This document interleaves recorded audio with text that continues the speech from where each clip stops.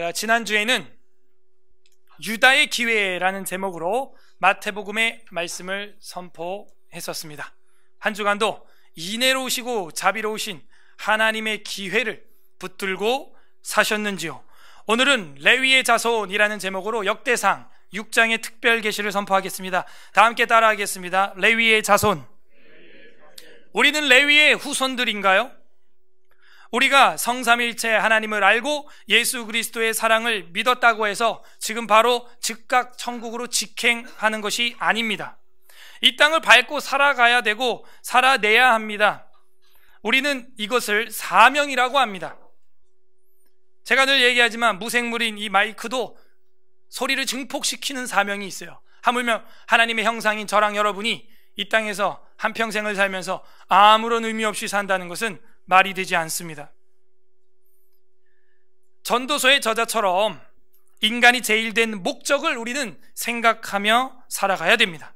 우리의 심장은 지금 왜 뛰고 있는가? 스스로에게 질문을 해야 돼요.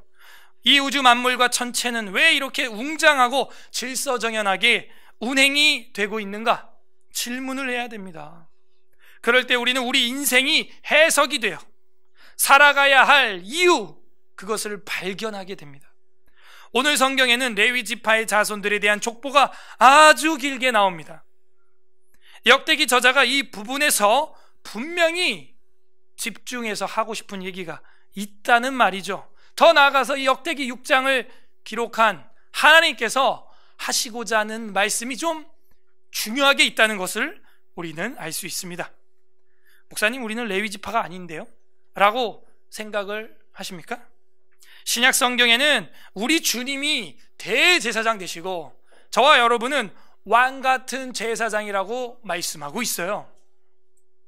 그러므로 오늘 본문을 통해서 우리가 묵상할 것은 무궁무진합니다. 부디 오늘 역대기 6장의 말씀을 통하여 제사장 후손답게 살아가는 은혜가 우리 가운데 임하시기를 주님의 이름으로 소망합니다.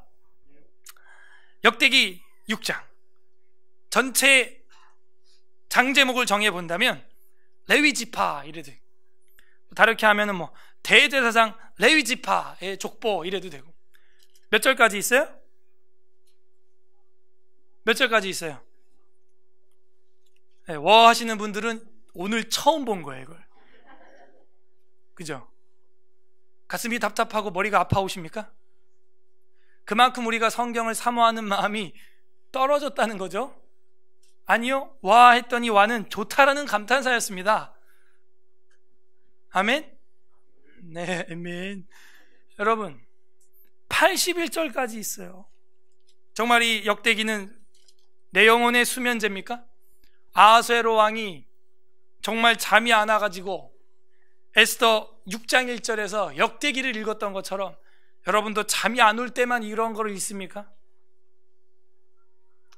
81절까지 있다. 생각을 해볼 문제예요. 하나님께서 뭔가 하시고자 하는 말씀이 있다는 겁니다. 여러분 평생에 역대기 볼 일도 없지만 역대기 6장은 더 볼 일이 없죠. 그만큼 우리 기독교가 성경을 부분적으로 보고 있고 어떤 것은 빼고 있다는 것입니다. 근데 이런 단순한 논리가 사람들 머리에 임하지 않아요. 여러분은 그게 있어서 여기까지 왔죠. 그걸 뭐라 그래요? 은혜라 그러는 거예요. 그런 생각을 할 수 있게 된 게 은혜예요. 어떻게 성경을 평생 20년, 30년, 40년 교회를 다녔는데 맨날 마태복음 그죠? 역대상도 성경인 줄로 믿습니다. 왜 역대기는 빼냐 이거예요. 왜 6장 빼냐 이거예요. 그래서 교회가 있고 교역자가 있고 교육을 해야 되는 것이죠. 전부 교자가 가르칠 교자인데요, 안 가르쳐요. 이 6장에서 레위 자손들을 통하여 하나님이 하시고 싶은 얘기가 중요하게 있다. 그렇게 우리는 받아들이면 돼요. 여러분이 편지를 쓰거나 책을 쓰는데 어떤 챕터나 어떤 주제가 길게 막 쓰여져요. 지면의 하례라 그러죠. 지면의 하례가 많이 된 부분은 무슨 의미가 있는 거예요? 저자의 어떤 의도가 있는 거예요? 중요하다, 중요하지 않다? 다 잘 아시는데 왜 우리는 이걸 하지 않냐는 거예요. 역대기가 몇 장까지 있어요? 또 역대 상만 있습니까? 네. 그리고 하까지만 해도 36장이에요. 그죠? 상까지만 해도 29장입니다. 합이?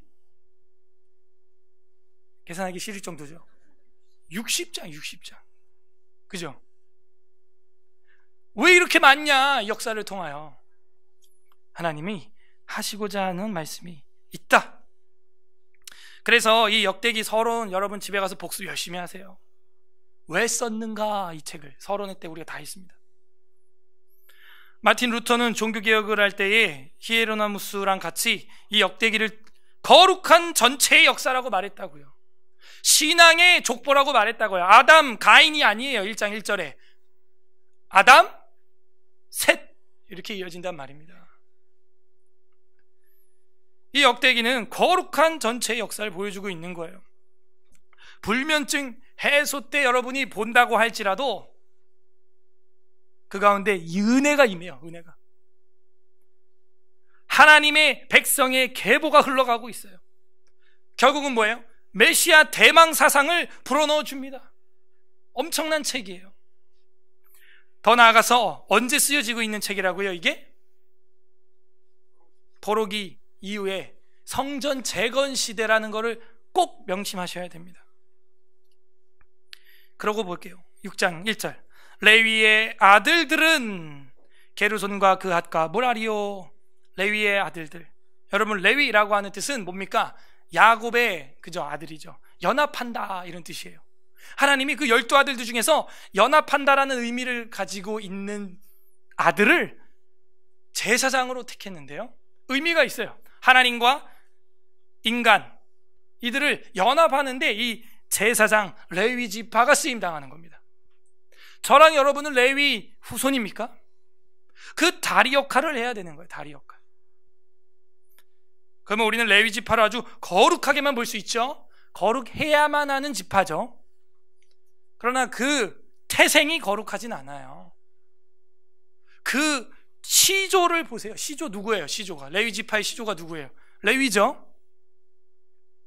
레위가 어떤 사람입니까? 여러분 다시 또 정신을 바짝, 우리가 역대기하고 시편을 공부할 때는 구약 지금 총정리라 그랬죠? 말라기까지 설교가 끝났습니다. 그럼 뭘 동원해야 된다고요?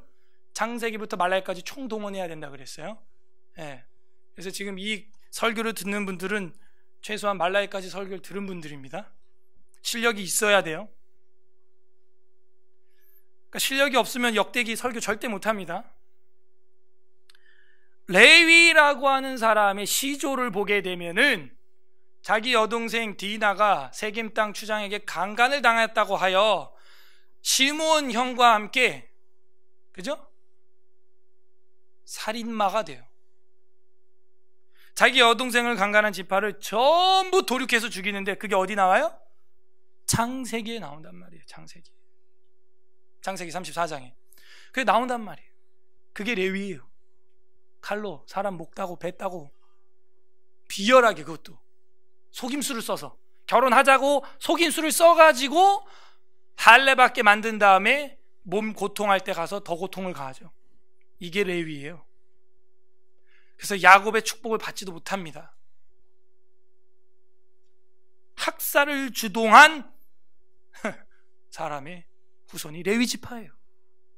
두 번째, 그러면 어떻게 제사장으로 입문하게 되었는가? 출애굽기를 또 여러분이 동원해야 됩니다. 출애굽기 32장 26절에서 28절을 보게 되면은 이 금송아지 우상 숭배에 빠진 이스라엘 백성들을 하나님이 모세를 통하여 회개할 기회를 줬는데 회개하지 않는 자들이 있었어요. 출애굽을 해서 나가는데 모세가 잠시 안 보인다고 하여 아론 보고 금송아지를 만들어내게 했습니다. 그래서 금송아지를 섬기다가 이젠 죽음의 문턱이 다가오는데 하나님이 기회를 주시는데 그때 레위인을 하나님이 불러요. 레위인들을 불러서 너네들 각기 칼을 차라. 그거 참 재밌더라고요. 얘네들이 칼 쓰는 데는 좀 전문가거든. 잭나이프 뭐 이런 거, 샥샥 뭐 이런 거, 잘 써. 그러니까 하나님이 또 레위인 보고 칼 차라 그러니까 레위인들이 뭐 할렐루야 했겠어요? 자기들의 시조의 삶을 아는데, 야, 칼 차라. 그리고 뭘 시킵니까? 하나님이 저 금송아지 숭배의 죄에서 돌이키지 않는 자들 전부 목을 따버려. 그때 살육이 크게 일어나니라. 레위 지파들이 가서 전부 또 막 칼질하는 거예요. 여기서 끝나면 될 텐데 끝나지 않아요. 하나님이 모세, 레위 지파예요. 모세가 어떻게 모세가 됐어요? 사람 하나 콱 잡아요. 아무튼 이 레위 지파는 뭐 있어? 사람 잡는데 조심해요. 걸리면 죽어. 아무튼 그리고 도망자가 살인마가 도망자가 됐죠. 모세예요. 모세. 그러고 나서 하나님이 그 형 아론을 대제사장으로 세우면서 성막에서 칼만 쓰게 만들어요. 이제 그냥 양 잡고 소 잡고 목 따고 막 창자 꺼내고 뭐 피가 강같이 흘러가게 만듭니다. 그러면 레위 지파가 막 할렐루야 기쁘게 막 배를 가르고 했을 것 같아요? 평생 죄책감을 가지고 어떤 면에 있어서 칼의 지파. 6장 1절 레위의 아들들은 이 얘기만 딱 들어도요, 레위의 아들들이라 그러잖아요. 자손들. 어떤 자손들인지 이 레위 지파들은 너무 잘 알아요. 자기들이 다 몸으로 체감했기 때문에. 저랑 여러분도 마찬가지예요. 우리가 어떤 인간들이었습니까? 하나님의 일을 오히려 회방하고 하나님의 일을 오히려 방해하고 하나님의 말씀을 빼버리고 자기가 듣기 좋은 말씀만 들었던 사람들 아니에요? 유다 지파만큼이나 그래서 이 6장에는 레위 지파를 중요하게 지면에 할애를 하고 있습니다. 선조까지 올라가는 계보는 딱 이 두 지파만 있어요. 유다하고 레위. 역대기 저자가 이 두 지파를 통하여 뭔가 하고 싶은 얘기가 있다는 거죠. 중요한 게 있다는 거예요. 유다 지파 이야기는 우리가 지난 5장까지 다 이야기를 했습니다. 제가.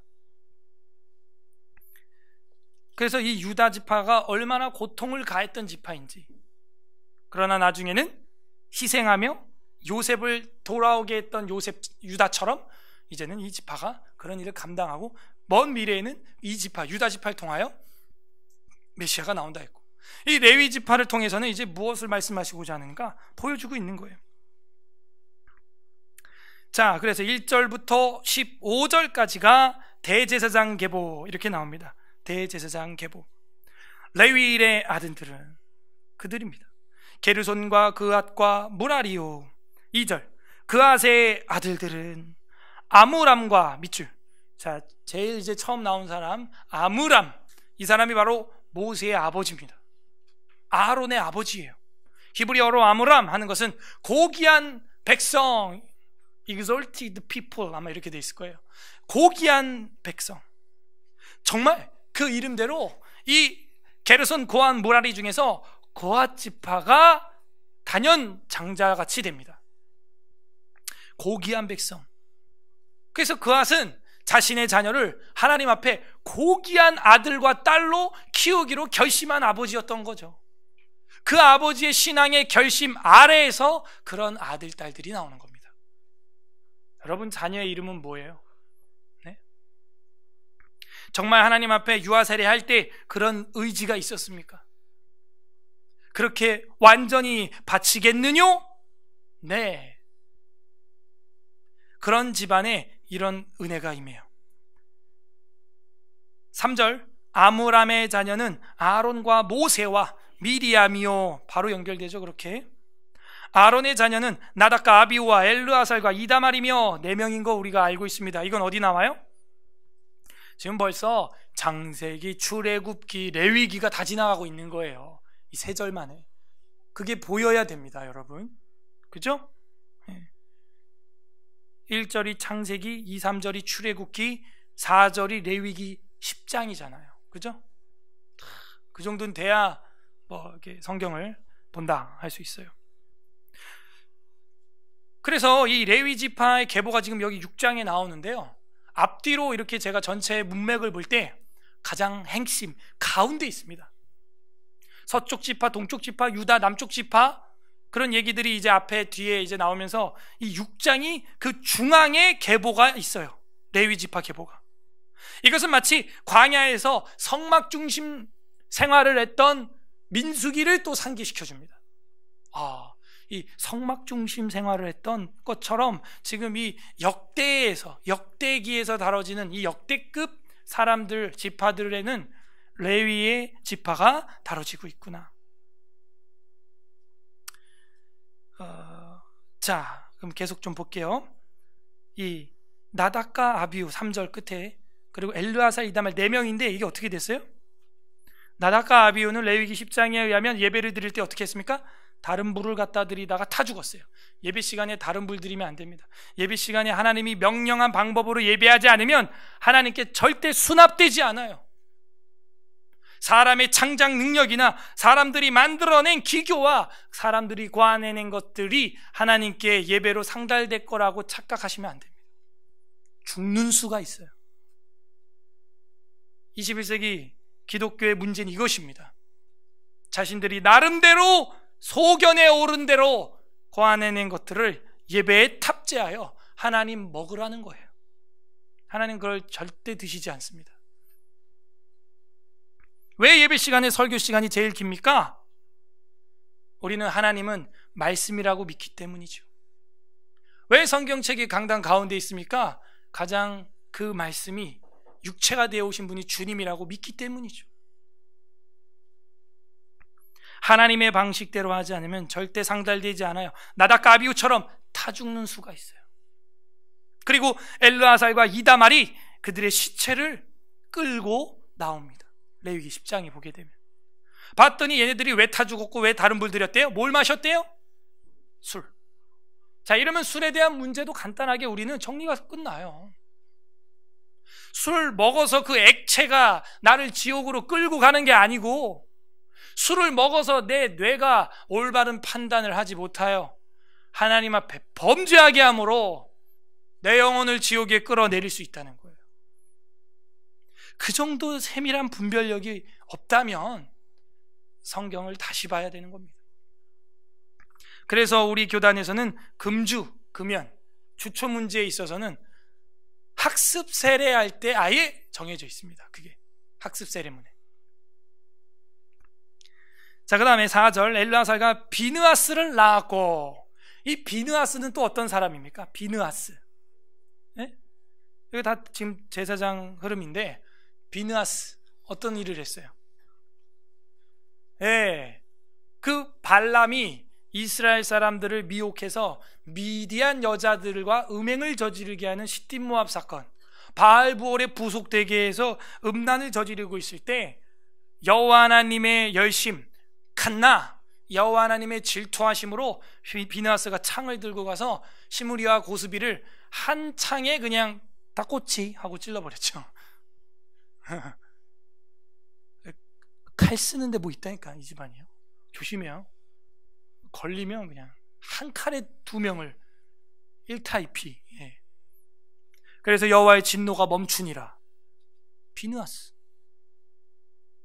그러니까 이 레위의 아들들의 역사를 이렇게 보면요, 그렇게 밝은 이야기가 아니라는 걸 알 수 있어요. 그럼에도 불구하고 이들의 사명은 아주 중대한, 중요한 그 사명을 하고 있죠. 비느하스는 아비수아를 낳았고, 5절, 아비수아는 붓기를 낳았고, 붓기는 우시를 낳았고, 우시는 스라이아를 낳았고, 스라이아는 무라요스를 낳았고, 무라요스는 아마랴를 낳았고, 아마랴는 아이두브를 낳았고, 아이두브는 사독을 낳았고, 사독은 아이마스를 낳았고. 사독이 누굽니까? 다윗 시대, 다윗을 엄호하면서 신실하게 솔로몬까지 왕계를 계승하는 데 도움을 줬던, 그래서 이 사독의 계열을 따라간다는 사람들이 신약시대 사도가이에서 사두개인이 되는 거예요. 여기까지가 이제 다윗의 왕조의 이야기고, 13절, 살룸 힐기야를 낳았고, 힐기야는 아사랴를 낳았고, 아사랴는 스라야를, 다시 9절, 9절 아히마스는 아사랴를 낳았고 아사랴는 요하나를 낳았고 요하나는 아사랴를 낳았으니 이 아사랴는 솔로몬이 예루살렘에 세운 성전에서 제사장 직분을 행한 자이며. 그래서 솔로몬 시대까지 연장을 해주고 있습니다. 아사랴는 아마랴를 낳았고 아마랴는 아이두브를 낳았고 아이두브는 사독을 낳았고 사독은 살룸을 낳았고 살룸은 힐기야를 낳았고 힐기야는 아사랴를 낳았고 아사랴는 스라야를 낳았고 스라야는 여호사닥을 낳았으며 여호와께서 느부갓네살의 손으로 유다의 예루살렘 유다와 예루살렘 백성을 옮기실 때에 여호사닥도 가니라 하면서 대제사장 여호사닥까지 이야기를 쓰는데 포로기까지 쓰고 있어요. 자, 그러면은 정리를 소결론을 한번 내려봅시다. 한 달락이 끝났는데요. 왜 이 레위 지파의 족보를 가장 역대기에 지금 중앙에 마치 광야의 성막처럼 중앙에 배치했을까요? 지금 시대는 어느 때다? 포로 귀환 공동체가 성막, 성전, 성벽 재건 때랍니다. 재건. 이때 이 역대기를 쓰던 사람이 우리가 재건을 하는데 역사적 민족 중흥의 사명을 갖고 왔는데 이 한국 교회를, 이 이스라엘 교회를 세울 때 무엇이 중요한가 캐치를 하고 있는 거예요. 뭐가 문제라는 거예요?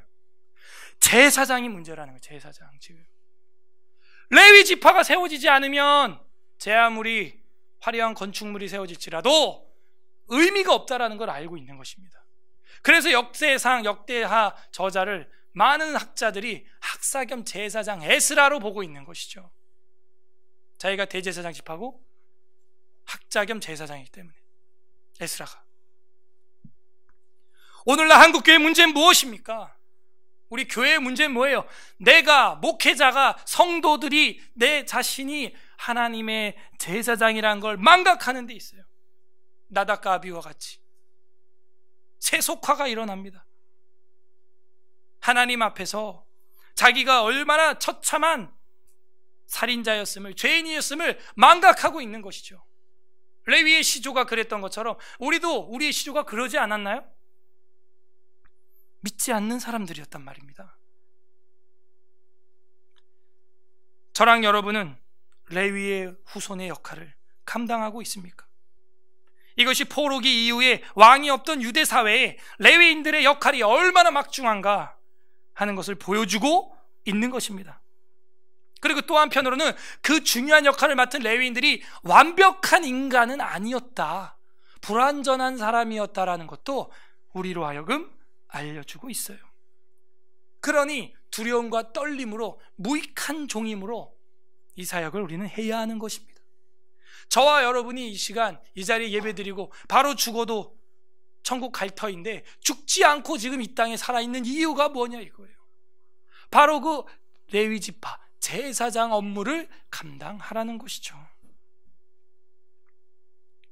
그리고 포로 가는 순간에도 여호사닥이 따라갔다. 하나님은 그들의 씨를 말리지 않아요. 잠시 징계할 뿐인 것이죠. 그래서 이 족보는 역대기 족보로 다뤄지고 있지만도 사실 우리가 자세히 보게 되면 또 몇 명씩 빠져 있습니다. 그런 것도 보면서 느낄 것은 완벽한 총체적인 족보는 아니구나. 그러니까 이런 걸 여기서 공부를 안 해놓으면은 신약이나 뒤에 가서 족보가 몇 명 빠진 거에 대해서 시험에 빠질 수가 있어요. 시험 들 일이 아닙니다. 우리가 족보를 우리도 다 꿰지 않잖아요. 중간에 죽은 사람이 있을 수도 있고. 그래서 이런 역대기 공부할 때 족보를 중간에 사람들을 다 다루지 않고 있다는 것도 꼭 명심해야 됩니다. 그래서 바울도 경고합니다. 너희가 신화나 족보나 이런 데 변론에 빠지지 말아라.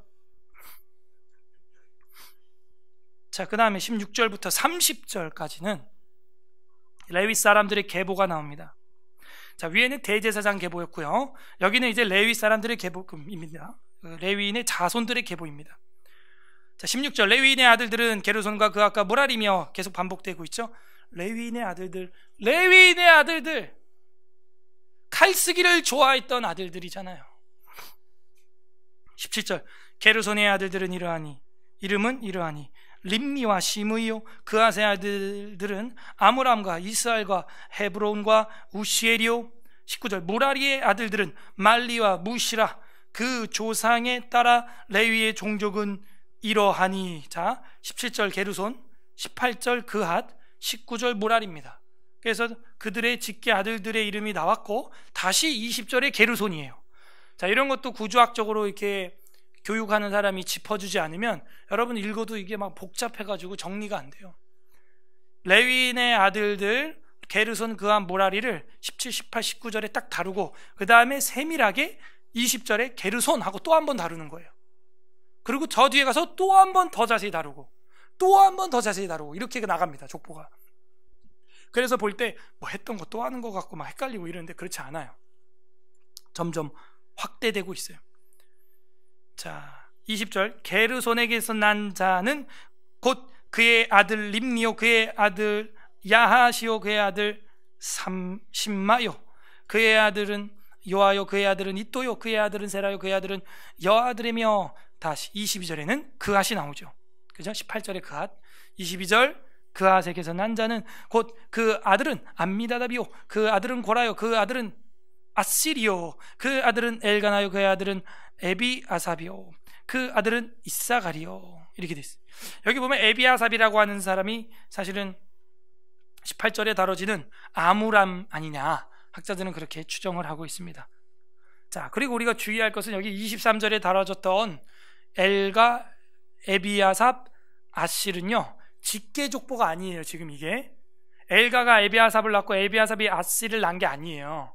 이게 병렬 지금 구조입니다. 그래서 그들이 다 고라의 아들들이다 라고 하는 이야기를 지금 하고 있는 것이죠. 그핫의 아들들이다 라는 이야기를 지금 하고 있는 거예요. 24절 그의 아들들은 다하시요, 그의 아들들은 우리엘이요, 그의 아들들은 우시아요, 그의 아들은 사울이라. 25절 엘가나, 다 여기도 주의사항, 엘가나가 5명 이상 있습니다. 그러니까 이 히브리인들은 동명이 굉장히 많아요. 물론 여기 뒤에 이제 그 사무엘을 드린 엘가나가 이제 나오긴 합니다. 25절 엘가나의 아들들은 아마세와 아히모시라. 엘가나로 말하면 그의 자손이 이러하니 그의 아들은 소베요, 그의 아들은 나시요, 그의 아들은 엘리아비요, 그의 아들은 여로함이요, 그의 아들은 엘가나라. 28절 사무엘의 아들들은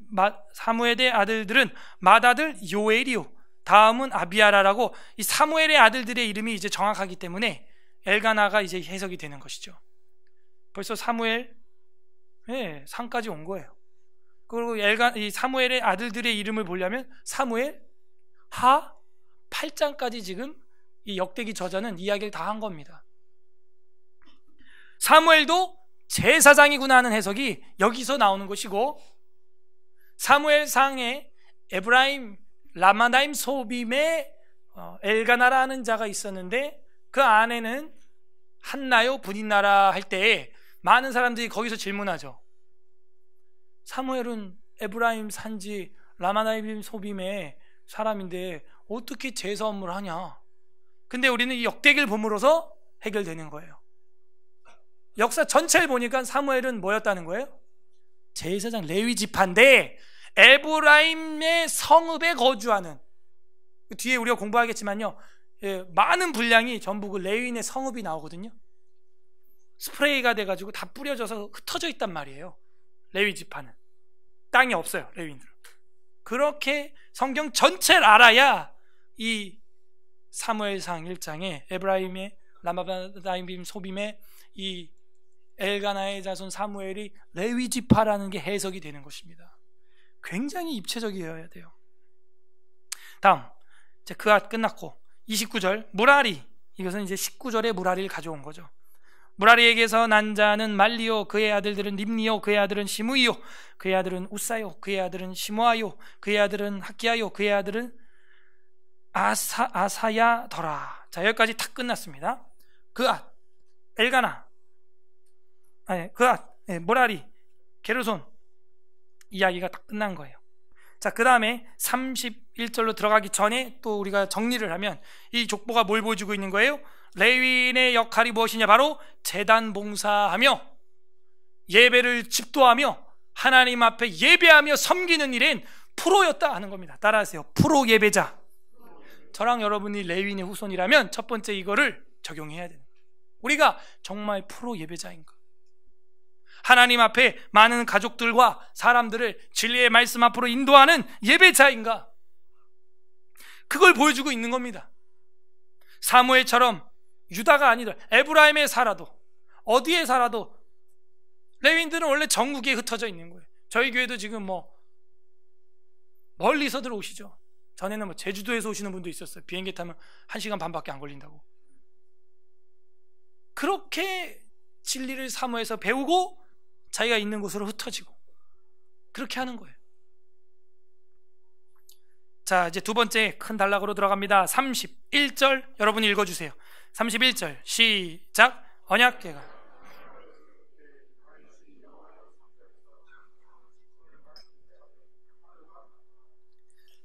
언약궤가 평안을 얻을 때라. 그러면 이 앞에 사람들은 정말 고생을 많이 했다 이 얘기예요. 언약궤를 다 어떻게 했어요? 메고 휘장을 접고 무거운 기둥을 우마차에 싣고 그걸 이동하면서 가면은 또 텐트를 쳐야 되고 성막을 세우고. 오늘날 우리는 얼마나 편합니까? 예배당 가만히 있고 우리 움직이는 예배당이고, 언약궤 우리 손에 하나님의 말씀이 늘 들려있고 스마트폰에 다 들어가 있고. 31절이 말합니다. 언약궤가 평안을 얻을 때에 드디어 한 곳에 정착하게 됐다. 그럼 어느 시대를 맞이한 거예요? 성전 시대라는 거죠. 앞에는 성막 시대고요. 역시 구약을 동원해야 돼요.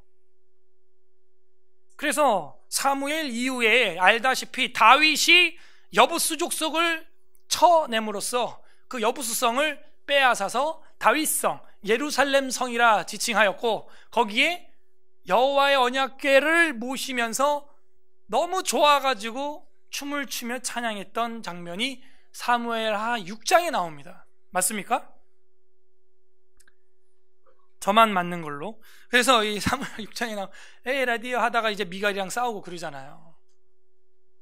지금 그게 막 보여야 돼요. 막 구약이 총 정리가 돼야 됩니다. 지금 언약궤가 들어왔구나, 평안을 얻었구나, 평안을 얻었구나. 여러분, 참 평안은 그렇게 오는 것입니다. 여러분 안에 하나님의 언약의 말씀이 들어왔습니까? 아직도 광야로 방황하고 있습니까? 이리저리 헤매는 내 모양 저 원수 조롱하도다. 도대체 어디로 가야 하나? 하나님의 말씀이 없기 때문에 자꾸 아리까리한 거예요. 이 교회가 맞나?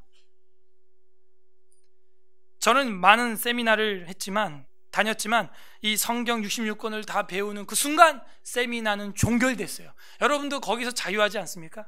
이제 무슨 세미나 무슨 기도원 흰돌산 검은산 오산이 육산이 이제 안 다녀도 돼요. 예. 다 끝났어요. 다 끝났어요. 언약궤가 들어오니 이제 평안한 거예요. 하나님 말씀이 들어오니까 내 영혼 평안한 것입니다. 하늘 위에서 내려오는 참 평안이 이제는 오는 것이죠. 자, 여기서 중요한 신학이 저는 있다고 봐요. 31절에 언약궤가 평안을, 오늘 이제 81절까지 있으니까 늦게 끝나고 각오하시고요. 그건 제 탓이 아니고요. 6장 탓입니다. 자, 언약궤가 평안을 얻을 때에 다윗이 여호와의 성전에서 뭐 했어요? 찬송하는 직분을 맡은 자들을 세웠다는.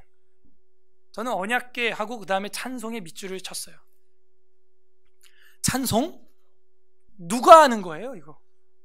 하나님의 말씀이 내 마음에 들어오고 하나님의 말씀 때문에 너무 기쁜 사람이 그 은혜를 참지 못하여서 입술 가운데 터져 나오는 게 찬송이지요.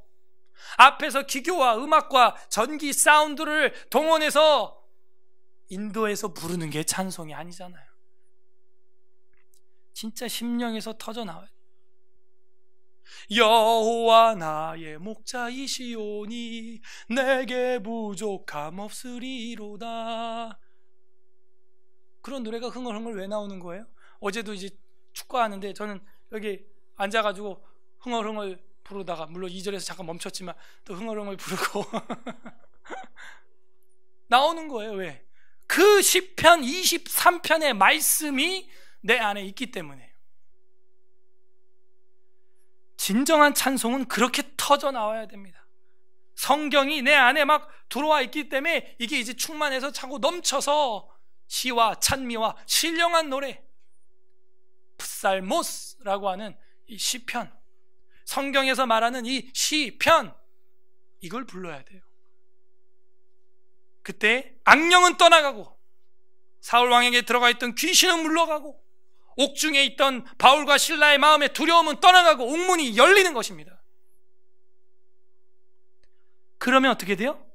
평안을 얻을 때 평안이 오는 거예요. 이게 레위인 아들들이 감당해야 될 업무라는 걸 보여주고 있어요. 연역적으로 제가 결론을 먼저 드리면 레위 지파의 역할이 뭐냐? 첫 번째는 예배와 제단 봉사하는 일에 프로 예배자였다는 것이고, 두 번째는 여기 지금 시작에서 보여주는 것처럼 레위 자손들은 율법 교육의 전문가였다는 거예요. 하나님의 말씀을 따라가고 그 말씀을 가지고 엮어서 곡을 만들고 노래하고, 오늘날 한국 기독교뿐만 아니에요. 전 세계 기독교가 시편을 안 불러요. 그게 마귀의 고단수라는 걸 왜 모릅니까? 그 시편을 부르면 사울에게 있었던 악령이 떠나가고 평안이 얻는다니까요. 평안을. 여러분을 평안 얻지 못하게 하려는 자의 계계가 보이지 않아요? 그래서 계속해서 CCM이라고 하는 이상한 것들을 만들어서 계속 정신없이 배우게 만들어요. 또 새로운 곡 만들기만, 또 새 노래 만들기만, 또 새로운 거 만들게 만들고, 한도 끝도 없이 만듭니다. 한도 끝도 없이. 신앙에 정체성이 없어요. 저희 교회는 성경이 부르라는 노래가 제일 완벽한 노래인 줄로 믿습니다. 그래서 지난주에도 시편 찬송가 대회, 지금 하나님이 저희 교회를 사용하셔요. 제가 볼 때 이번에 임직식과 위임식의 가장 큰 선물은 이 화분, 그게 아니라고 생각해요. 저는 화분이 아니에요. 풀은 마르고 꽃은 시들되 여호와의 말씀은 영영한 줄로 믿습니다. 그게 저랑 여러분에게 주신, 이 교회에 주신 임직 위임식 선물이에요. 선물이에요. 그걸 제가 확인하는 게 요즘에 우리 교회 방송국 보는 재미가 있습니다. 에스라 TV가 난리가 났어요. 지금 여러분 아직도 몰라요? 요즘 인싸들은 그런 거 다 아는데 아싸인가 봐. 이건 또 뭔 소리요? 인사이드 아웃사이드. 하루 만에 지금 우리 교회 10분 만에 끝내는 구약의 상관관계를 어젯밤에 본 사람하고 오늘 본 사람 제가 이렇게 보니까 10,000명이 넘는 사람이 봤어요. 10,000명. 별로 안 놀라시는데 무슨 얘기를 하면 놀랄 거예요? 하루 사이에 10,000명. 3일 사이에 제가 어제 본 게 43,000명 봤거든요. 오늘 또 몇 명 봤는지 몰라. 아침에 그 10분 만에 끝내는 구약의 상관관계, 아마도 지금 이 시간쯤이면 50,000명 봤을 것 같아요. 그리고 지금 저희 교회 방송국에 계속 듣겠다고 이렇게 한 사람이, 구독한 사람이 지금 일주일 사이에, 이번 주에 있는 일이에요, 500명이 늘어났어요. 무슨 얘기를 해야 놀랄 거예요, 여러분? 그래서 지금 1,000명이 넘었을 겁니다, 아마. 제가 어제 봤을 때 900명이었으니까 1,000명.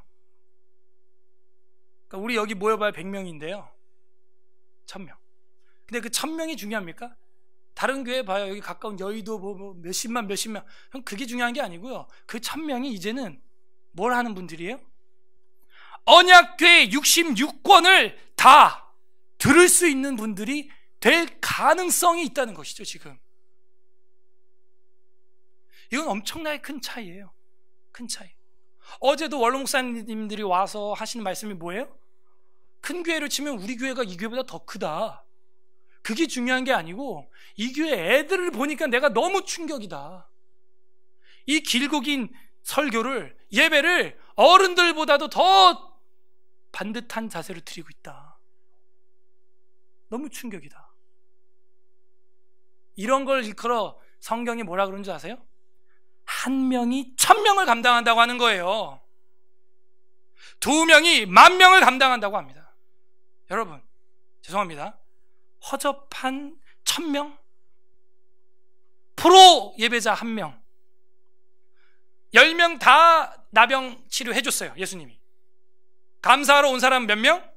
1명. 예수님 뭐라 그래요? 다 잘했다 그래요? 나머지 9은 어디 갔느냐? 찾아요. 어디 갔어? 나머지 9은. 내가 다 고쳐줬잖아.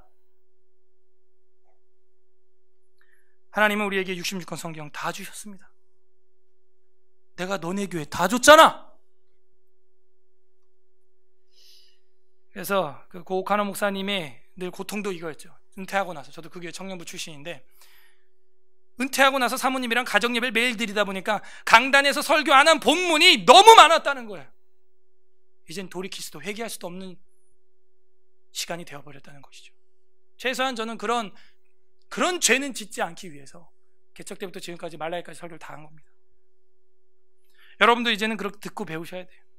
언약궤가 평안을 얻을 때 찬송하는 직분을 맡긴 자들은 아래와 같더라. 거기 저랑 여러분의 이름이 있어야 돼요. 그 언약궤가 들어오고 말씀이 충만한 가운데 찬양이 나와야지, 성경도 모르고 시편도 안 부르면서 무슨 노래를 하겠다는 거예요. 아모스서에는 이렇게 말합니다. 너희의 그 비파 소리도 내가 듣기 싫어하노라. 제발 좀 성전 문을 닫을 자가 있었으면 좋겠노라. 나에게 또 무거운 짐이라. 그만 좀 연주해라. 시끄럽다. 그러면서 이제 31절부터 48절까지 3명의 찬양 리더가 나오는데요. 그앗 지파에서 1명, 머라리 지파에서 1명, 게르손 지파에서 1명, 이렇게 나오게 됩니다. 32절, 솔로몬이 예루살렘에서 여호와의 성전을 세울 때까지 그들이 회막 앞에서 찬송하는 일을 행하되 그 계열대로 직무를 행하더라. 직무를 행하는 자는 그의 아들들은 이러하니 그앗의 자손, 또 다르죠. 그앗, 게르손, 무라리 순서로 48절까지 나갑니다. 누구냐? 그앗의 자손 중에는 헤만, 밑줄, 헤만은 찬송하는 자라. 명심하세요. 누가 찬송하느냐? 언약궤를 맡았던 자들이, 하나님 말씀을 다 배우고 그 성실하게 이양하는 제사장이 부를 수 있는 것입니다. 그러므로 전 세계 기독교의 문제는 뭐냐면, 강단에 올라와 기타 메고 통기타 치는 찬양 인도자들이 성경 전체를 배워보지도 못한 채 치고 있는 사람이 너무 많다는 거예요. 제가 CCM을 안 해봤으면 말도 안 해요. 우리 김원주 전도사님이랑 18년 전에 DJ였어요. ilovecm.com. 우리 홍슬기 집사님하고 같이 셋이서 18년 직입니다. 지금 DJ들이 지금 이제 하나님의 말씀을 연구하고 가르치게 됐죠. 그러니까 CCM 중에서도 저는 굉장히 진보적인 CCM을 많이 방송했던 사람이에요. 뭐 락 CCM 뭐 이런 거. 수백 년 동안 뭐 억압받던 사람들 막 출애굽기 그런 노래가 있어요. 다 성경적인 내용이에요. 예배 시간에 부를 수 없습니다. 분별력이 없는 거죠. 그래서 이렇게 찬송을 인도하는 사람이 있어야 돼요. 헤만은 찬송하는 자라. 그는 요엘의 아들이요, 요엘은 사무엘의 아들이요, 사무엘은 엘가나의 아들이요. 지금 거꾸로 올라가고 있습니다. 근본으로. 엘가나는 여로함의 아들이요, 여로함은 엘리알의 아들이요, 엘리엘은 도아의 아들이요, 도아는 숲의 아들이요, 숲은 엘가나의 아들이요, 엘가나는 마아세의 아들이요, 마아스는 아마사의 아들이요, 아마세는 엘가나의 아들이요, 엘가나는 요엘의 아들이요. 엘가나 많이 나온다고 했습니다. 요엘은 아사라의 아들이요, 아사라는 스바냐의 아들이요. 37절, 스바냐는 다핫의 아들이요, 다핫은 아실의 아들이요, 아실은 에비아삽의 아들이요, 에비아삽은 고라의 아들이요, 고라는 이스라엘의 아들, 이스라엘은 그앗의 아들이요, 그앗은 레위의 아들이요, 레위는 야곱, 이스라엘의 아들이라. 거꾸로 올라가죠. 자, 요걸 따라한 사람이 누구예요? 루카스. 누가복음 3장에 보게 되면은 마태복음 1장과 같이 족보가 나오지만 달라요. 마태복음은 하향식 족보고, 누가복음은 지금 이것처럼 상향식 족보고, 역대기는 그 두 개를 다 쓰고 있습니다. 지금. 그러니까 그런 기법을 보면서 왜 이럴까, 왜 이상하다, 이상한 게 아니에요. 구약을 공부 안 하니까 마태복음, 누가복음 볼 때 뭐 안 맞는다, 이상하다 그런 소리라는 겁니다. 방식이 다를 뿐이라는 게 성경적이에요. 39절, 해만의 형제 아삽은 해만의 오른쪽에서 직무를 했다. 아삽 이야기입니다. 지금 해만 오른쪽에는 아삽인데, 이 아삽이 바로 게르손의 이제 후손의 찬양 리더자입니다. 읽어볼까요? 해만의 형제는 아삽이요 해만의 오른쪽에서 직무를 행하였으니 그는 베레가의 아들이요 베레가는 시므아의 아들이요 시므아는 미가엘의 아들이요 미가엘은 바세아의 아들이요 바세아는 말기야의 아들이요 말기야는 에드니의 아들이요 에드니는 세라의 아들이요 세라는 아다야의 아들이요 아다야는 에단의 아들이요 에단은 신마의 아들이요 신마는 시므이의 아들이요 시므이는 야스의 아들이요 야스는 게르손의 아들이요 게르손은 레위의 아들이며. 끝났죠. 게르손. 그래서 이 아삽은 게르손의 후손이다. 그래서 시편을 12개나 지었고요, 50편과 73편에서 83편까지 12편을 지었습니다. 여러분, 이런 누굴 낳고 하는 걸 보면은 여러분 은혜를 받아야 돼요. 마태복음이 이걸 적용하고 있지 않습니까? 이것은 창세기 3장 16절에 이 타락한 아담과 하와에게 여인의 후손을 주리라 한 원초복음, 그 복음의 실현을 지금 역사 속에서 보여주고 있는 겁니다. 그래서 첫 번째 설교가 제가 뭐였어요? 이스라엘의 번성. 우리 에스라 교회도 번성해야 될 줄로 믿습니다. 그렇게 신앙을 번성시켜 나가야 돼요. 그 족보를 따라가요, 하나님은. 자, 세 번째 44절, 그들의 형제 무라리의 자손 중 그의 왼쪽에는, 아까는 오른쪽에 아삽이었고 이제 왼쪽에는, 해만의 왼쪽에는 직무를 행하는 자가 에단입니다. 이 에단이 무라리의 지파에서 나온, 지파가 아니죠, 무라리의 후손에서 나온 찬양 인도자입니다. 에단이라, 에단은 기시의 아들이요 기시는 압디의 아들이요 압디는 말룩의 아들이요 말룩은 하사베의 아들이요 하사베는 마시아의 아들이요 아마시아의 아들이요 아마시아는 힐기야의 아들이요 힐기야는 암시의 아들이요 암시는 바니의 아들이요 바니는 세멜의 아들이요 세멜은 말리의 아들이요 말리는 무시의 아들이요 무시는 무라리의 아들이요 무라리는 레위의 아들이며 이스라엘의 아들이죠, 레위는. 자, 48절과 49절이 또 큰 단락을 하나 매듭을 지어주는 역할을 합니다. 48절 읽어보겠습니다. 시작. 그의 형제 레위 사람들은 하나님의 집 장막의 모든 일을 맡았더라. 아멘. 레위인들이 해야 할 일은 바로 이것입니다. 하나님의 집 장막의 모든 일을 해야 돼요. 저랑 여러분이 레위의 후손이라면 그 모든 일을 감당해야 됩니다. 첫 번째는 프로 예배자가 돼야 돼요. 저는 예배에서 말씀 전파하는 역할을 저는 맡았습니다. 누구는 안내를, 누구는 주보를, 누구는 또 이 예배를 위하여 잘 드릴 수 있도록 음식을 준비하기도 하고 청소를 하기도 하고 주차 안내를 하기도 합니다. 그렇게 우리는 다 레위인으로 부름받은 거예요. 49절에 보게 되면 49절, 아론과 그의 자손들은 번제단과 향단 위에 분향하며 제사를 드리며 지성소의 모든 일을 하여 하나님의 종 모세의 모든 명령대로 이스라엘을 위하여 속죄하니라. 뭐예요? 그 제사장 업무, 제사 드리는 업무, 그걸 보여주고 있는 겁니다. 그래서 레위인들은 성막의 모든 일을 맡아서 섬겼지만 각자의 역할은 달랐다라는 걸 보여주고 있어요. 그리고 여기서 레위 지파의 사역은 크게 두 가지로 이제 나눠집니다. 제사장 사역과 일반 레위인의 사역입니다. 제사장도 레위인이죠, 물론. 근데 제사장 사역과 일반 레위인의 사역으로 나눠지는 걸 볼 수 있어요.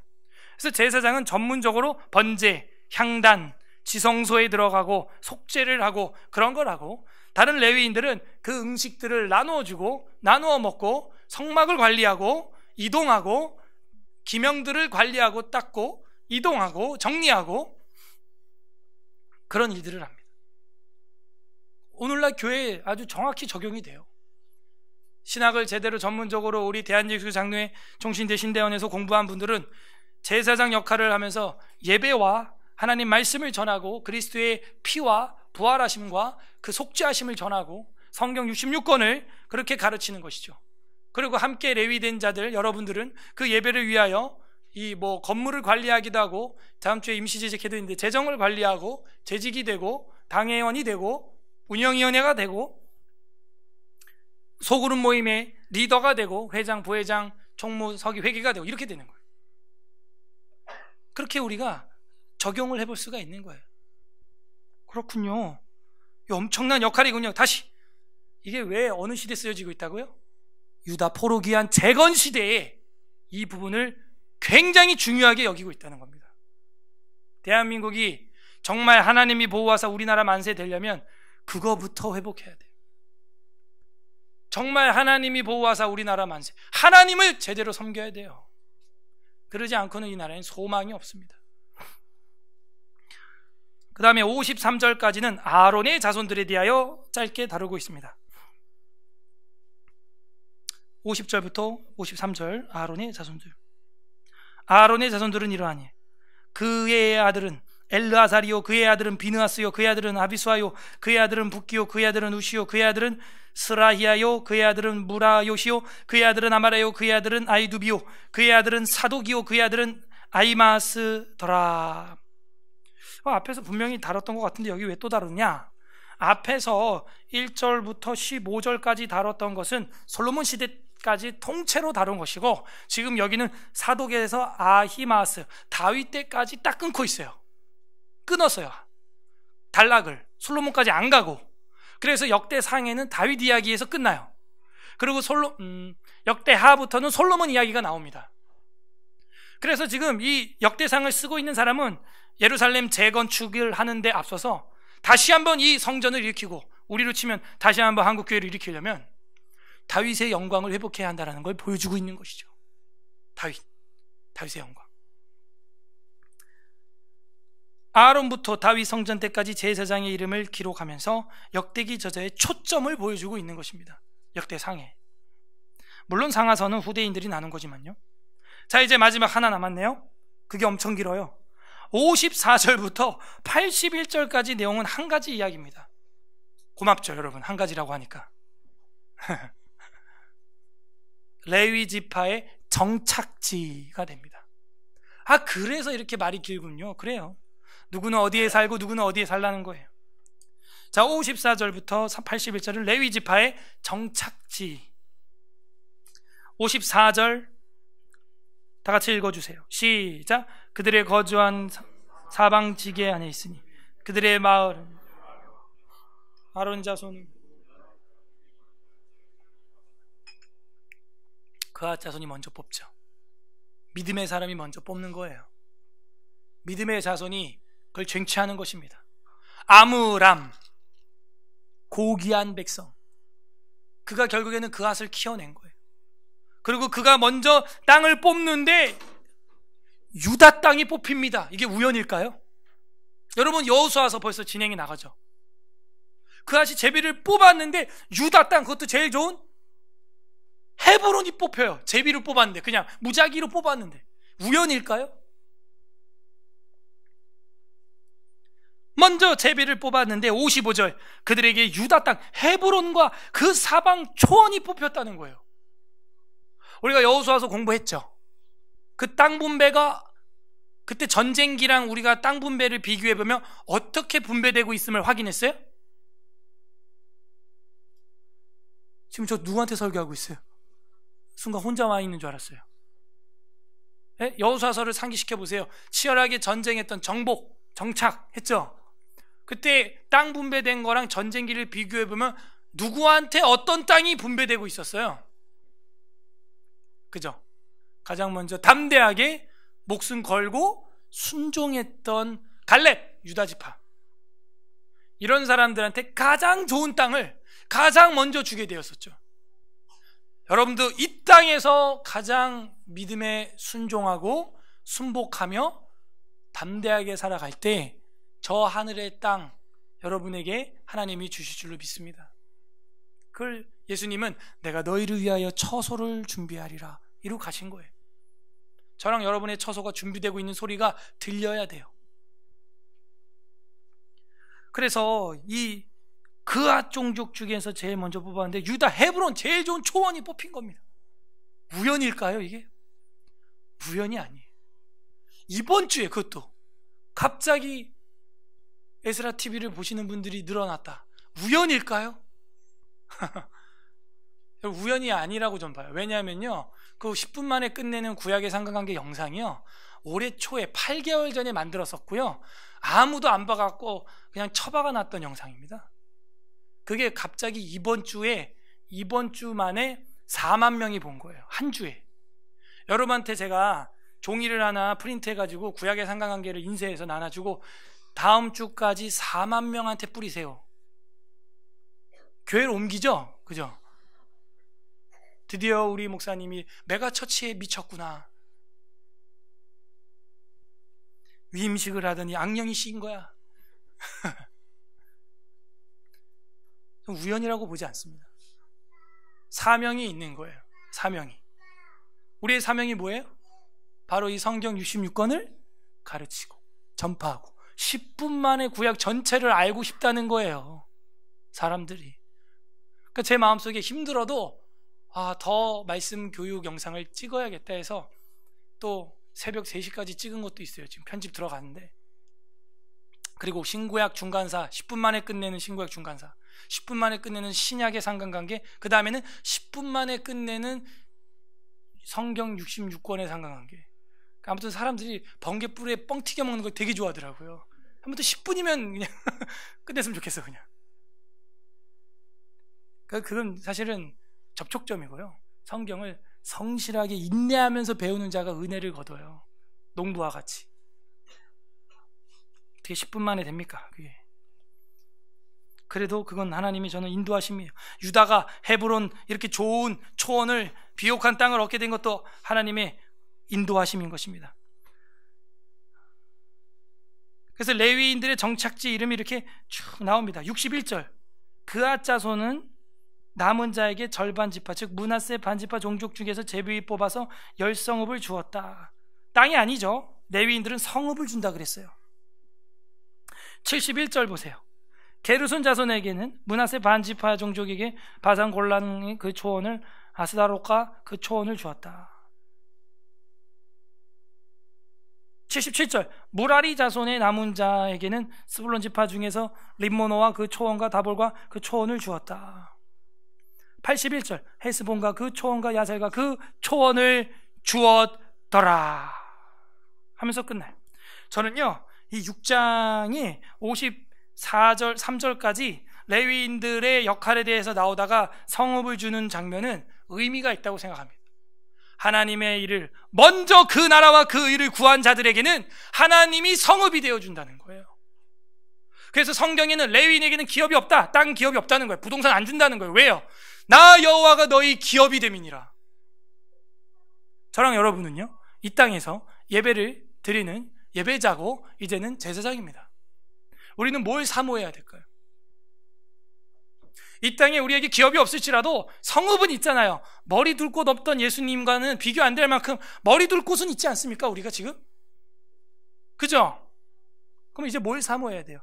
하나님이 나의 기업 되시고 나는 잠시 머물다가는 나그네의 힘으로 이 프로 예배자가 되고 하나님 말씀을 전파하는 자가 되고, 그리고 전국에 이렇게 흩어져서 성읍에 거주한다는 얘기는 뭐예요? 하나님의 의도가 뭐예요? 전국을 너희 그 레위인들이 감독하라는 거예요. 전국에 퍼져서 감독하라. 그래서 세 번째로 레위인 자손들의 역할은 경건 감독입니다. 따라하세요. 경건 감독. 그래서 제가 경건일지 여러분 쓰라고 하는 건, 제가 여러분 있는 집으로 다 갈 수 없잖아요. 그러니까 그걸 보고 피드백을 하고 서로 하면서 어떻게 요즘 사는지, 마음 심령 상태가 어떤지 그 나눔이 되는 거예요. 벌써 정리가 끝났습니다. 각 처소에서 경건을 감독하는 레위인의 직무를 보여주고 있는 것이 바로 레위 지파의 정착입니다. 그들에게 기업으로 준 게 아니라고 성경은 분명히 말하고 있어요. 그들의 기업은 하나님이라 그럽니다. 이들은 단지 성읍을 받아서 머리 댈 곳만 있을 뿐이에요. 먼저 그 나라와 그 일을 구하는 그들에겐 하나님이 채워주신다는 것을 보여주고 있습니다. 하나님이 그들의 기업이에요. 오늘 말씀을 한번 정리해 보겠습니다. 레위 자손들의 역할이 무엇입니까? 첫 번째는 제단 봉사자였습니다. 프로 예배자였어요. 그래서 초창기에는 제가 우리 교회에서 예배가 이루어지는데 뭐가 막 안 되고 마이크가 잘 안 되고 이러면 너무 화가 많이 났어요. 진짜 지금은 그래도 성화가 조금씩 돼가지고 성격이 많이 부드러워졌다고 우리 성도들이 그러더라고요. 그래서 난 예전이나 지금이나 똑같은 것 같은데, 그러니까 안 그랬다는 거예요. 예전에는 이전에 있던 전도사님들, 목사님들한테 뭐가 안 되면은 그냥 대놓고 그냥 이게 뭐냐고 막 그랬대요. 근데 저는 어떤 의도냐면 비느하스의 질투하심이죠. 한 번 드리는, 일주일에 1시간 드리는 예배인데, 이게 그렇게 프로 예배자들이, 그것도 신학을 한 사람들이, 예배 예전을 3학년 2학기 배운 사람들이 그런 식으로 하니까 속이 타는 거예요. 근데 어제 이제 신국엽 목사님 뭐라 그래요? 아주 까칠한 담임 목사다, 이제 그런 얘기를 하시면서. 그 다음에 두 번째, 이 레위 자손들의 역할은 뭐예요? 율법 교육, 언약궤가 평안히 심령에 들어갈 수 있도록, 그리고 찬송을 터뜨려. 그러니까 찬송 인도자는 사실 성경 박사여야 돼요. 그리고 신학을 한 사람이어야 됩니다. 그래야 찬송 인도할 때 분별력 있게 해나가고, 새로운 노래라 할지라도 새로운 복음성가도 우리가 부를 수 있지만 어떤 건 부를 수 있고 부를 수 없는지 분별해낼 수 있는 것입니다. 세 번째로 레위인 자손들의 역할은 뭡니까? 전국에 흩어져서 경건을 감독하는 사람들이에요. 우리는 지금 교회에서 왕같은 제사장 역할을 감당하고 있습니까? 디모데후서 4장 17절 한번 보도록 하겠습니다. 관련 구절 보고 정리를 하겠어요. 디모데후서 4장 17절, 신약성경 몇 절 보겠습니다. 디모데후서 4장 17절, 347페이지, 347페이지, 347페이지. 다 같이 신약성경 347페이지, 디모데후서 4장 17절 합독합니다. 시작. 주께서 내 곁에 서서 나에게 힘을 주심으로 나로 말미암아 선포된 말씀이 온전히 전파되어 모든 이방인이 듣게 하려 하심이니 내가 사자의 입에서 건짐을 받았느니라. 아멘. 어저께 한 목사님이 저한테 편지를 써서 줄 때 이 말씀을 적어줬는데요, 참 오늘 말씀이랑 맞다고 생각이 들어요. 주께서 내 곁에 서서 나에게 힘 주심은, 지금 감옥에 있거든요. 힘이 난대요, 바울은. 왜요? 하늘의 언약궤가 마음에 장착되어 있기 때문에 내 영혼 평안해. 그리고 심지어 찬송을 부르고 있어요. 나로 말미암아 선포된 말씀이 무슨 얘기예요? 내 몸뚱아리는 감옥에 있지만 내가 전한 유튜브는 지금도 돌아가고 있다, 이 얘기죠. 내가 전한 말씀은 밖에서 내 제자들을 통해서 전파되고 있다. 나는 지금 이렇게 갇혀 있지만 선포된 말씀이 온전히 전파되어 이 모든 이방인이 듣게 하려 하심이니. 그러니까 내게 힘 주신 이유는 이거라는 거예요. 저랑 여러분이 지금 힘이 있고 심장이 뛰는 이유는 뭐예요? 이 레위인의 사명을 감당하라는 거예요. 그리고 나서 우리가 어떤 사람이었다 그래요? 바울이 내가 사자의 입에서 건짐을 받았다. 사자의 입 안에 원래 물려 있었습니다. 마귀는요, 우는 사자와 같아요. 택한 자라도 헐뜯고 물어 뜯으려고 하고 있대요. 저랑 여러분이 그렇게 건짐 받았고, 오늘 역대기에 나오는 레위 시조가 그런 인간이었어요. 살인마 주동자였고요. 살인 주동자였고요. 네, 칼로 사람 죽이는데 앞장섰던 사람. 사람 때려 죽였던 게 모세입니다. 그랬던 저랑 여러분에게 은혜를 열어주시고 알곡으로 익어갈 수 있도록 이 자리에 초대해 주신 거예요. 내가 너를 익어가게 하노라. 너는 내 딸이라, 내 아들이라, 나의 제사장이라, 내가 너의 기업이야. 영안이 닫히고 육신의 눈만 열어있는 사람은 하나님 나 당장 밥 줘, 집 줘, 차 줘, 땅 줘 이러고 있는 거예요. 역대급 신앙이 아직 안 된 거예요. 역대기에서 다루는 역대급 신앙은 이 땅에 땅은 없지만 하나님을 기업으로 여기는 레위인이 역대급 신앙인 것입니다. 그들은 무너졌던 국가도 재건하는데 핵심 역할을 하는 사람들이에요. 베드로전서 2장 9절과 10절 보겠습니다. 베드로전서 2장 9절 10절 뒤로 가면 됩니다. 베드로전서 2장 9절 10절 두 절 있습니다. 378페이지. 베드로전서 2장 9절 10절 두 절 읽겠습니다. 시작. 그러나 너희는 택하신 족속이요 왕같은 제사장들이요 거룩한 나라요 그의 소유가 된 백성이니 이는 너희를 어두운 데서 불러내어 그의 기이한 빛에 들어가게 하신 이의 아름다운 덕을 선포하게 하려 하심이라. 너희가 전에는 백성이 아니더니 이제는 하나님의 백성이요 전에는 긍휼을 얻지 못하였더니 이제는 긍휼을 얻는 자니라. 오늘 신약교회를 향해서는 베드로 사도를 통해 이렇게 말해주고 있어요. 빛에 들어가게 하신 하나님의 그 덕을 선포하기 위하여 이젠 어두운 데서 불러내어 긍휼을 얻지 못했던 백성들에게 긍휼을 얻는 자로 삼아주셨다는 것. 저랑 여러분은 이제 그 왕같은 제사장이 되어 있다는 것입니다. 이게 웬 복입니까? 웨스트민스터 신앙고백서 25장 2항 교회 파트에 보게 되면 유형교회 또한 복음시대에는 보편적이요 일반적인 교회이다. 이 유형교회는 전 세계적으로 참교회를 신봉하는 모든 사람들과 그들의 자녀들로 구성되어 있다. 그리고 이 교회는 우리 예수 그리스도의 왕국이며 교회가 하나님의 집이며 권속이다. 이 교회를 떠나서 즉 교회 밖에서는 통상적으로 결코 구원받을 수 없다. 교회 안에 어떤 작은 일이라 할지라도 우리는 하나님의 집의 모든 일을 했던 레위인들처럼 동참하는 것이고, 그리고 교회 안에 어떤 작은 일일지라도 우리가 헌신하고 봉사할 때 하나님의 이 구원 사역에 동참하는 것입니다. 하나님은 이 교회를 통해서 구원하는 일 말고는 다른 방법으로는 구원하지 않아요. 하나님을 아버지라 부르면 교회를 어머니처럼 사랑해야 하는 것이죠. 어제도 우리가 임직할 때 웨스트민스터 신앙고백 성경과 웨스트민스터 신조개혁서는 우리 신앙과 헌법의 유익함을 맹세하느냐? 네, 했단 말이에요. 어제. 이제는 저와 여러분이 교회 안에 어떤 작은 일이라 할지라도 하나님을 섬기며 예배하는 일에 동참하고 있다는 의식과 구원사역에 동참하고 있다는 의식을 잊지 마셔야 됩니다. 화장실 청소, 샤워장 청소, 마당 청소를 할지라도 말이죠. 오늘 말씀에 어떤 하나님 아버지의 마음이 있는 것 같아요? 우리의 기업 되어 주시고 싶은 아버지의 마음이 있어요. 이 땅의 기업이 아니고 하늘의 기업, 이걸 사모하라는 거예요. 각자 적용해 보시길 바랍니다. 레위의 후손의 역할, 나는 무엇을 하고 있는가? 끝맺겠습니다. 우리 주 예수 그리스도께서는 우리의 대제사장 되십니다. 오늘 마지막 성경 히브리서 9장 11절 읽고 기도에 들어가겠습니다. 히브리서 9장 11절. 다시 좀 앞으로 가야겠죠? 히브리서는 앞에 있으니까 열심히 이렇게 찾는 연습을 해야 성경을 잘 찾습니다. 9장 11절 합독하겠습니다. 히브리서 9장 11절 362페이지.